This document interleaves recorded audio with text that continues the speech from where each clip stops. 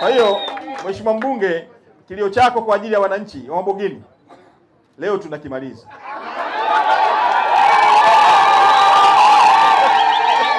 Sasa tunazo kilomita 31. Kilomita 31 hizi zinahitaji zaidi ya bilioni 45. Ambayo ni zaidi ya kiwango cha fedha za mkoa, sio? Mkoa huu wanapokea shilingi ngapi kwa mwaka? Bilioni 34. Bajeti nzima ni bilioni 34. Barabara hii peke yake inataka ngapi? 45.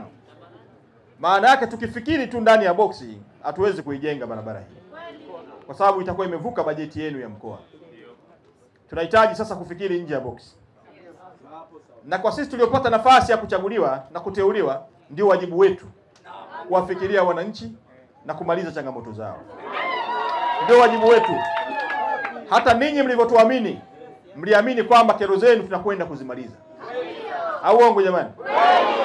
Sasa nitamuelekeza mtendaji mkuu wa TARURA, tutaanza kuijenga barabara hii.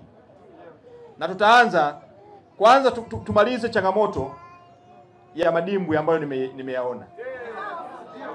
Ili angalau wananchi waweze kupita vizuri kwenye barabara hii kwa kuanzia.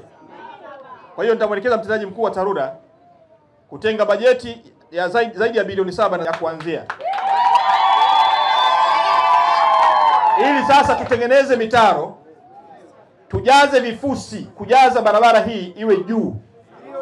Ili hata maji yatakapopita, maji yaweze kwenda kwenye mitaro na barabara ipitike masaa 24 kwa mwaka.